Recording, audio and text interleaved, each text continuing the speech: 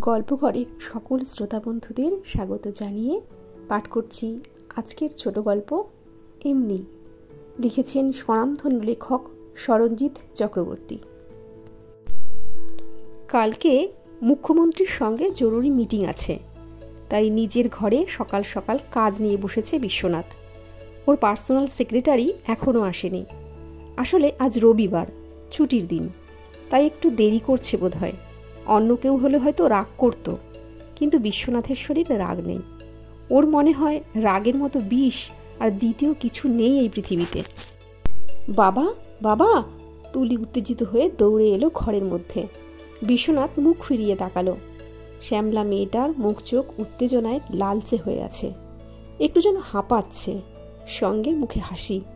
10 বছরের মেয়ে, বাবার খুব ন্যাওটা। বিশ্বনাথ জিজ্ঞেস করল, কি হয়েছে মা? তুলি বলল, তপন কাকু এসে গেছে টিভি লাগাতে, তুমি দেখবে না? বিশ্বনাথ অবাক হলো, এই সকাল 8:30টাতেই চলে এসেছে টিভি লাগাতে? তুলি বলল, হ্যাঁ গো, আমি বলেছিলাম যে তাড়াতাড়ি ইনস্টল করে দিতে। ডিএম এর মেয়ে না আমি, আমার কথা শুনবে না? 75 ইঞ্চেস, ওহ, মনে হচ্ছে বসার ঘরটা যেন একদম সিনেমা হল হয়ে গেছে। ডিএম এর মেয়ে? এমন কথা ভাবতে নেই মা, ক্ষমতা আজ আছে কাল নেই, এসবের সঙ্গে অ্যাটাচড হতে নেই, তাতে কষ্ট পেতে হয়। বিশ্বনাথ হাসল, বলল, আর আমি একটু দরকারি কাজ করে নি মা, তোমরা দেখো। তুলি বিরক্ত হলো, তুমি কখনো টিভি দেখো না কেন গো? ডাকলে এড়িয়ে যাও কেন? বিশ্বনাথ মেয়ের মাথায় হাত দিয়ে বলল, কোনো কারণ নেই মা, এমনি, তুমি গিয়ে দেখো, আনন্দ করো, কেমন? 35 বছর আগে। অনেকটা দেরি হয়ে গিয়েছে, তাই ঊর্ধ্বশ্বাসে দৌড়ল বিশ্বনাথ। কোচিংয়ের সুব্রতদা রবিবারগুলোয় ইচ্ছে করেই যেন দেরি করে ছাড়ে, ওদিকে মহাভারত শুরু হয়ে যাবে যে। প্রতি রবিবার মহাভারত না দেখলে কি যে মন খারাপ করে বিশ্বনাথের। লোহা জেঠুর বাড়ির জানালায় ভিড় লেগে যায় মহাভারত দেখার। দুটো জানালায় কম বেশি 20 জনের মতো মানুষ ভিড় করে, জায়গা পাওয়াই মুশকিল হয়ে যায়। ভাগ্যিস নুরি আছে। নুরি ওর বোন, 11 বছর বয়স, শ্যামলা রোগা পাতলা চেহারা, বড় বড় চোখ, সঙ্গে মুখে খই ফুটছে যেন। ও সবার সঙ্গে লড়াই করে বিশ্বনাথের জন্য জানলার সামনে জায়গা রাখে। আসলে ওদের বাড়িতে টিভি নেই। ওদের বাবা কাছের একটা হাই স্কুলে দারোয়ানের চাকরি করে, খুবই সামান্য মাইনে। টানাটানির সংসারে তাই আর ওসব বিলাসিতা করার কথা ওরা ভাবতেও পারে না। টিভি ছাড়াই ওদের চলে যায়। এমনিতে ওদের 2 ভাই বোনের টিভি দেখার নেশা খুব একটা নেই, কিন্তু এই একটা সিরিয়াল ওরা দেখতে চায়। লোহা জেঠুর বাড়িতে রঙিন টিভিটা বসার ঘরে এমন করে রাখা যে বড় দুটো জানলা দিয়ে বাইরে থেকে স্পষ্ট দেখা যায়। মহাভারত ওর খুব পছন্দের সিরিয়াল হলেও অন্যের বাড়িতে এভাবে জানলা দিয়ে টিভি দেখতে লজ্জা করে বিশ্বনাথের। কিন্তু নুরি এমন করে বলে যে ও না বলতে পারে না। আসলে নুরিকে কিছুতেই ও না বলতে পারে না। নুরি সবার খুব আদরের। এই টিভি দেখা নিয়ে মাও বকে, বলে লেখাপড়া নেই তোদের, আর অন্যের বাড়ি জানালায় এভাবে ঝুলে ঝুলে দেখিস কেন? মান সম্মান নেই একটা? হঠাৎ কোনোদিন যদি খারাপ কিছু বলে দেয়, আমাদের কতখানি অপমান হবে ভেবে দেখেছিস?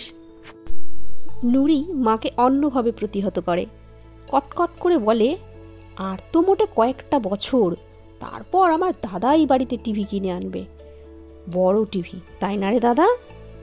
বিশ্বনাথ লেখাপড়ায় খুব ভালো, ও বোঝে বাড়ির সবার ওর প্রতি খুব আশা, এই কারণে মাঝে মাঝে ভয়ও করে ওর।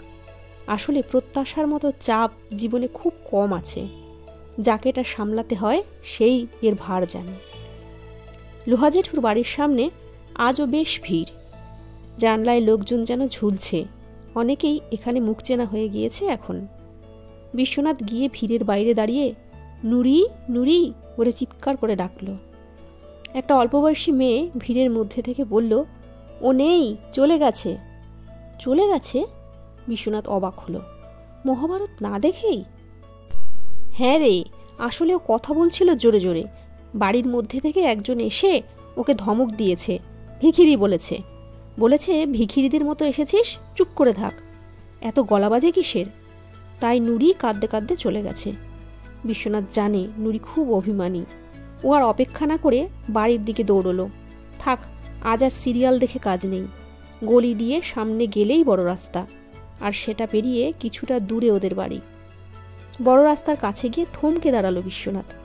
ওদিকে বেশ ভিড়, আর সেই ভিড়ের মধ্যে বাবা মাকে দেখতে পেলেও কি হয়েছে? ও ঊর্ধ্বশ্বাসে দৌড়লো বাবা মায়ের দিকে। ভিড়ের মধ্যে কিছু লোক রাস্তায় গাড়ি থামানোর চেষ্টা করছে। বিশ্বনাথ দেখল বাবার কোলে শুয়ে আছে নুরি, চোখ বন্ধ, হাত দুটো ছড়ানো, মাথায় আর মুখে রক্ত। হাত পা কাঁপছে বিশ্বনাথের। নুরির কি হয়েছে? এমন রক্ত কেন? বিশ্বনাথ মাটিতে বসে পড়ল। মাথা একদম শূন্য ওর। ও শুনল লোকজন বলছে মেয়েটা কাঁদতে কাঁদতে কোনো দিকে না তাকিয়ে রাস্তা ক্রস করছিল। হঠাৎ একটা গাড়ি এসে সেদিন বিকেলে সব মায়া কাটিয়ে চলে গিয়েছিল নুরি। বাইরে পাখিরা ডাকছিল খুব। সূর্যের শেষ আলো স্কাইলাইট দিয়ে এসে পড়ছিল হাসপাতালের ঘরের মেঝেতে। বাবা মায়ের সঙ্গে বিশ্বনাথ দাঁড়িয়েছিল লোহার বেডের সামনে।